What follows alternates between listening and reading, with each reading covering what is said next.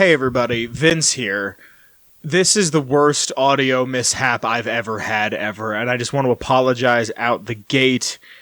I was recording The Three of Us, which is a show that I do with my brother and my friend Kyle, about the show, the game, the comic, The Last of Us, and I have a profile on OBS that records them and records myself, and then I have a separate one that I use for Atomic Radio Hour, so I can listen to music in the background, and totally forgot to turn that one off to about halfway through. So, that being said, I don't have the intro. All I really talked about is Sony trying to put an end to the acquisition of Activision, Blizzard, and King, saying that Bethesda announced before the acquisition of Bethesda by Microsoft that Starfield and Elder Scrolls were going to be on PlayStation and they were going to be on Xbox. They're going to be on multi-platform, and now they're only going to be on Xbox, which I don't believe has been confirmed for Elder Scrolls, but I could be wrong. I might be wrong. And all that's gone because there is DJ Premier beats and some rapping that I just had on in the background. I read something that ADHD, it's good to have music in the background. It helps you focus. So for the past 100 episodes, I've played music in the background, if not more, to help me. It's helped tremendously. But it all got picked up. I can't edit it out the way I edit, and it's just a mess. And I really, truly apologize. So I have to thank the Patreon, which will be coming up shortly after this, and then I'll be getting into this week's lore, which I'll talk a little bit more about how you can support in just a moment, and if you want to hear any sort of certain lore. But this is honestly the worst audio mishap I've ever had, and I'm really sorry. After doing this for 200 and... I'm going to correct myself, too, because I say 246, and I'm wrong, and I just don't feel like editing all that out. For 245 episodes, a mishap like this is just inexcusable. I try to hold myself to a certain level of standard, a certain level of professionalism, and this, I feel like it kind of missed the mark, so I just want to apologize. Also... It's 2:13 p.m. The day before this is supposed to come out. This is supposed to come out in a few hours. I'm going to do my damnedest to make sure it comes out, if not on time, the day it's supposed to come out. And the easiest thing for me to do was just apologize and move on. Maybe I'll talk about the Activision situation a little more next week just because of what happened. I apologize. Thank you for sticking around. Share this show with a friend if you get a chance. It's not normally like this. I promise you. It's not normally like this. I love you, and I will see you soon. So please, without further ado, I should say, here is myself. Because of the Patreon, I continue to make the show bigger and better. In the mail today, I actually just got a piece of equipment that I can't wait to mess around with this weekend, and hopefully next episode or the episode after, I will have something special, hopefully, if everything works out and I can figure it out. I might have to go out and buy a part or two, so I might have to wait until, not this Friday, the day before this gets posted, but the next weekend. Anyway, because of you guys, I can continue to grow the show and make things bigger and better. So I have to thank a couple people. And starting from the top, I have to thank the OG Noah. Thank you, Noah. After Noah, I have to thank Danny. Thank you, Danny. After Danny, I have to thank Marcus. Thank you, Marcus. And last but certainly not least, I have to thank Mellow Millhouse. Thank you to Mellow Millhouse. Like I said, because of you guys, the show gets bigger and better every single week. And I thank you, and I love you. Now, I've been doing the way we do lore around these parts a little different, and I've been asking the Discord in a poll. I'm sorry, not Discord. I've been asking the Patreon in a poll. So I'll hit them with a couple of options, and I'll say, what do you want to hear the most? And one of these options I thought about adding, and then I realized that I had done it in episode 21. Episode 21, almost 4 or 5 years ago. I talked about this before we even had video. That's how old this is. So I wanted to do one of the older ones, and I think I might go back and write down all these ideas and just slowly go through them and see what needs to still be uploaded. I think it's like the first 50-something episodes really should be uploaded as their own lore segments. So, that being said, if you want to hear any lore whatsoever, join the Patreon. Even $1. $1 single gets you the option to choose lore, to help choose lore, to put your vote in for lore for the coming week. And that's at $1. And if you're at the $10 tier, the highest tier that I offer, you can also listen to the full podcast episodes be recorded live in the Discord. I will ask the Discord from time to time just to get some ideas, just to get a little bit of a backup idea. So make sure you're in the Discord, and also leave a YouTube comment, because I will take submissions pretty much from anywhere for what lore you guys at home want to hear. From the biggest of big to the minutia, nothing's off the table. So like I said, this week's lore comes from Patreon, and this week's lore is on Shady Sands from Fallout and Fallout 2 and the series as a whole. Shady Sands is the capital of the new California Republic and is known as the largest urban center. Shady Sands has some very humble beginnings, and we'll get into that in a minute, but it's genuinely amazing to see how something goes from sand and sticks and twigs and rock to a city. Not built on pre-existing structures, and is all built from scratch, and boasts an inhabitants of over 3,000 people by the year 2241. Now, Vault 15, we got to take it all the way back to where Shady Sands started, and Shady Sands starts because of a vault, Vault 15. Its vault experiment was to seal people off with varying different ideologies from different races, from different backgrounds, the way people speak differently, the way people think differently. The idea was that after 50 years, the different ideologies would all come together and hate each other, and they'd eventually kill each other from the inside. Its population by 2067 was out of hand, and overcrowding began to occur. And by the spring of 2141, the Vault 15 door opens, and Vault 15 had itself a GECK, a Garden of Eden creation kit. If you're a longtime fan, you'll know that there is, it's a wonder tool. It's a MacGuffin if there ever was one. It is the tool that can irrigate crops.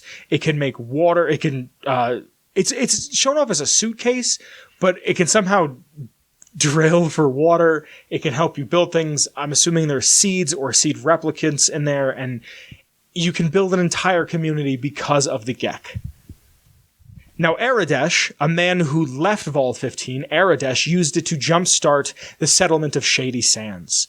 He made the buildings inside, which are these like adobo, very Mexican-inspired, Southern California-looking houses, very basic. They're like row homes. They have crops, they have fields, and they have a giant wall that is the perimeter of Shady Sands.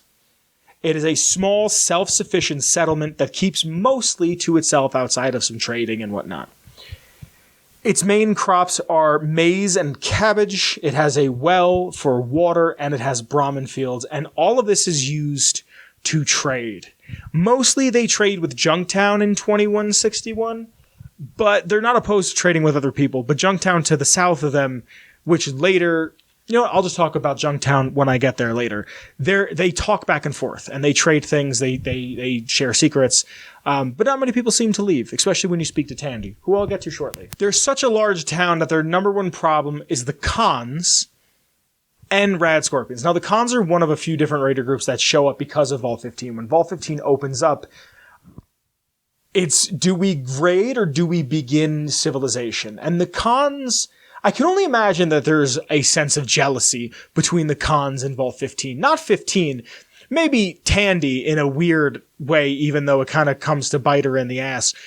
There's probably a weird a weird competition between 15 and the Khans, just because it's like, hey, you guys got to live and be successful, and we're wearing leather and starving and doing drugs. So imagine just one day leaving the vault and going off and doing your own thing, and then hearing from your raider buddy, hey, there's a town across the way it's got a good score in it. We could take some Brahmin, we could take some money or whatever.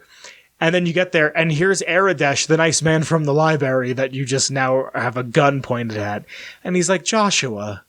And you're like, it's not Joshua anymore, it's Toe Fungus. And you're like, Toe Fungus? Why would you do this to me, my boy? I just think there's a lot of fun storytelling there. Now, the Khans were a small force at first, but they slowly amped up their attacks and made it more and more over time, to the point where it's a lot of men being focused on attacking Shady Sands. And the rad scorpion population just kind of grew over time the way weeds grow. It's just when something goes unchecked, it gets bigger and badder and worse before it gets better. Now, the Vault Dweller, at some point in the 2160s, shows up and helps with these problems. The cons with Tandy. Sorry, I made reference to her a couple times. Tandy being the daughter of Aradesh. They kidnap Tandy and they take her to the Khan base. And while she's at the Khan base, some evil occurs. But the Vault Dweller goes and takes care of it. And then the Rad Scorpion problem is one of the first quests you can do in the game, where you go help out the town of Shady Sands with their Rad Scorpion problem.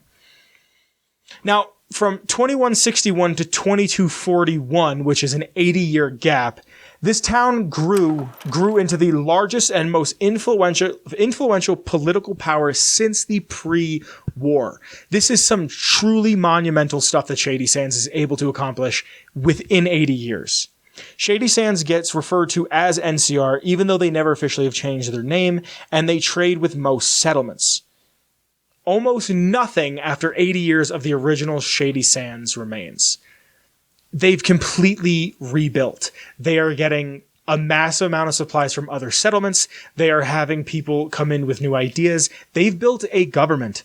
They have a congressional building that they have the congressional building and the president's mansion inside of NCR. This is the capital of the NCR. There's 5 states of the NCR, which I get to in a little bit later, but this is the largest and the capital, like I said prior. Now, I've spoken about her so much, but we should get into Tandy. Tandy being the daughter of Aradesh and the president for life, as she's sometimes called in the Fallout universe.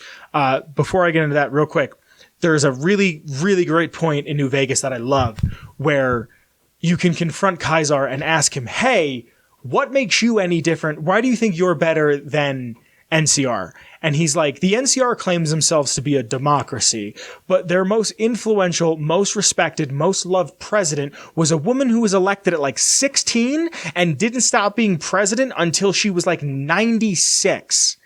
She was president for like 80 years. She died when she was 103, which I'll get to in a second.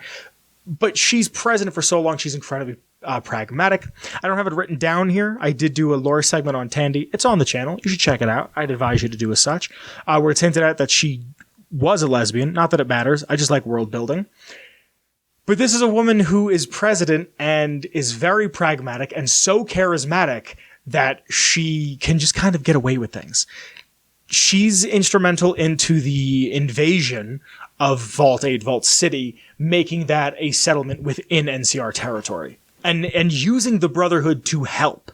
A faction that said they never really wanted any sort of political power. They never wanted a political stance. They just kind of wanted to be on the outskirts of everything, watching. Tandy wants Shady Sands to be known as a clean town filled with hardworking people, but in reality, it's not. It just isn't. It's not quite how they really are. They keep order within its walls with a large and competent police force. It's never said directly on the wiki, but it's very much implied the way that it's written down, that the police force, it's very much a police state. It's very much a keep in line or we'll break your shins kind of place. It honestly, reading it, kind of reminded me of a little bit about Pyongyang in North Korea, where only the elite of North Korea are allowed to exist. They're given cars and they can go shopping and they have a little bit more freedom, but it's still North Korea. And they kind of reminded me of that. I'm not saying that Shady Sands is North Korea, just the idea of like, we live here. Like, rent in Shady Sands must be a lot. It's probably super safe too. Outside of Shady Sands, whatever they can't take by force, they use money to get what they want. Like I said a little bit ago, Tandy invades Vault City. Vault City really didn't want to be part of NCR. But hey, it's a vault that had working generators, that they had stuff outside the vault, and they had their own ways to make chems and meds and a bunch of other stuff, and they wanted it. So they got what they wanted. They've adopted a bunch of other settlements, and they have money. They have an insane amount of money. Their greatest export is cattle. They supply most of the NCR with their beef and leather. So they have leather just to carry things, leather to make like weapon straps, weapons to make backpacks, to make armor, to make various things that leather could help with, some shoes.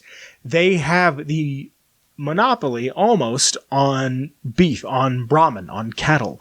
Within the NCR, the Brahmin barons, the ranchers, and the Stocksmen Association have such a great deal of political sway because of what the Brahmin, what the cattle means to the economy of NCR. So if you say, hey, I need money for land, or I need more land, and NCR says, sorry, can't do it, and you say, okay, well, I think my herds might thin out soon, so maybe if you give me some land, or, maybe my leather quality isn't as great, so maybe if you give me what I want, so there's a little bit of corruption. NCR is corrupt. Like, play New Vegas, play Fallout 2. Fallout 2 is the beginning of you seeing the corruption. In Fallout 1, it's very much this could be the next big thing for humanity. We could rise up. We could be the new California Republic. And by time you see New Vegas, it's the leftovers of what Tandy wrought. It's seeing Tandy go, oh, hey, I want everything within my sight. Tandy's incredibly pragmatic, and just this overreaching hand that would reach in and grab what she wanted and pull it back into her territory, like I said with Vault 8. And now you have people that have taken over. Kimball has taken over and wants the dam. The dam is useful because it could be used to power all of NCR territory.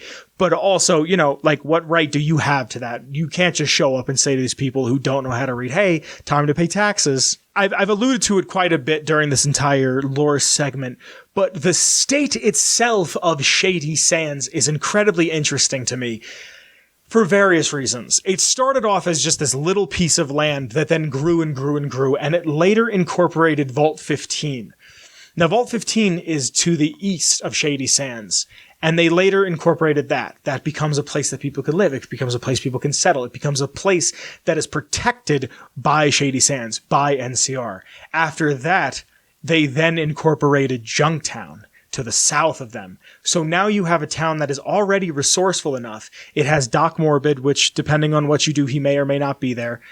Depending on which way you do the quest in Junktown, you either get a man like Killian or you get a man like Gizmo. And depending on which way you go, the town either devolves into debauchery or the town devolves into a society that could thrive. And now Shady Sands, whether they can just incorporate that or fix that, they have that. They have more men. They're more supplied. They have a better trade route. They also have the bordering states that are the Hub and Maxon, which join in a little bit later, but Shady Sands is the most northern state of the NCR. But also the NCR eventually incorporates parts of Arroyo. So where the Chosen One is from, that entire settlement gets kind of swept into what Arroyo is. So Arroyo, because of their GEC, they get to prosper and grow. And then NCR shows up and goes, we want you. And they join. Now there's 5 states of the NCR. There's Shady, or the Shady Sands, the capital. There's Los Angeles, there's Maxon, there's the Hub, and there's Dayglow. And like I said before, Dayglow is just the remnants of the glow to the north of people saying, we need to make sure this never happens again. Shady Sands is an incredibly fascinating. The idea of these essentially cavemen, like modern day cavemen. That's what I love about the original Fallouts, is that, especially Fallout 2, is that you get to see these tribals. You get to see a little bit in Fallout 1 with the cons, but there's these literal men that come out, men and women, that come out of these caves that are man-made caves. And these man-made caves have their own sort of culture. They have their own sort of technology. And here opens the cave. These people walk out and go, what are we going to do? From this point on, what are we going to do? And you see a society rise. You see people, you see culture, you see language. Aradesh, I love that he's like a vaguely beige-ish brown man because of how there was different types of people inside the vault, and it was to see how they would meld together. So I get all of my lore off of fallout.fandom.com, the Nukipedia, if you will, and I just want to read some quick things off of the Fallout Wiki right now. Just because I think it's so interesting, I want to read just the appearances, because I think I've made it pretty apparent how important Shady Sands is, not just to Fallout 1 and 2, but to the entirety of the Fallout series, and I want to read their appearances. Shady Sands first appears in Fallout, with the New California Republic only being mentioned in the end cutscenes. The NCR first appears in Fallout 2 as an advanced Shady Sands. In Fallout New Vegas, Shady Sands is mentioned by missionaries in the quest GI Blues alongside the Boneyard, Aradesh, and Vault 15. Aradesh and Tandy are also on the NCR currency. And by Angela Williams at Camp McCarran. In Fallout 3's Galaxy News Radio, play The Adventures of Herbert Daring Dashwood. The stalwart ghoul manservant Argyle mentions a Shady Sand shuffle, reverse pickpocketing, as he slides a grenade into the pockets of hostile super mutants. In Fallout 4, there is reference to Shady Sands in a case file about the mysterious stranger that can be found in the Valentine Detective Agency underneath a bed. One can also hear Shady Sands mentioned on the radio in the memories of Kellogg. And in Fallout Wasteland Warfare, I guess it's not in 76 at all. In Fallout Wasteland Warfare, the town is referred to as Shady Shores because after it became the capital of the New California Republic, it is identified as the largest city in the Republic and one of the largest in the entire wasteland. This puts Diamond City to shame. This puts Megaton to shame. This puts the Citadel to shame. This puts New Vegas to shame. It puts everything I could think of to shame. The hub, all of it. It's the most important city. It's one of the most important settlements in the entire series. And I love it. I think it's so dope. And I just wanted to share that with you. Like I said, I did this exact piece of lore almost 4 or 5 years ago, 225 episodes ago. That's all I have for you. That's all I have on this week's lore. So hey guys, I normally do this in the beginning, but I didn't because of the whole audio issue and I totally forgot. But thanks for sticking around. If you're still here, I really appreciate it if you check out the three of us. It's me, Kyle, and my brother Michael. We did a show about The Last of Us, the TV show, and we're going to use that as our outlet to talk about various other forms of The Last of Us, a series that we both really, really love. Again, check out the Patreon if you get a chance. You could support at $1 to $10. I love you very much if you do so. Just check it out and just show this to a friend. Say, hey, there's this guy who has a hat and some glasses and a beard and likes to talk about Fallout, and pass it around. It means a lot if you do so. I hope you guys are liking it. Let me know what you think of it. Let me know what you want to hear from Lore. Seriously. I'd love to hear from you, but that's really all I have for you this episode. My name has been Vince, and the intro music is by the one and only Shane Ivers. It's called Feather Duster, and you can get Feather Duster and all of Shane Ivers' free music at silvermansounds.com/free music. You can check out the Patreon, like I said. There's also a Redbubble down there to buy a design. Join the Discord, my Twitter, the show's Twitter, and Kyle's Twitter. Again, that's all I really have. Thank you so much for sticking with me this week. I hope you're doing well, and I'll see you next week. Bye, everybody. See ya. Atomic Radio Hour Podcast. A Ghoulman Entertainment production.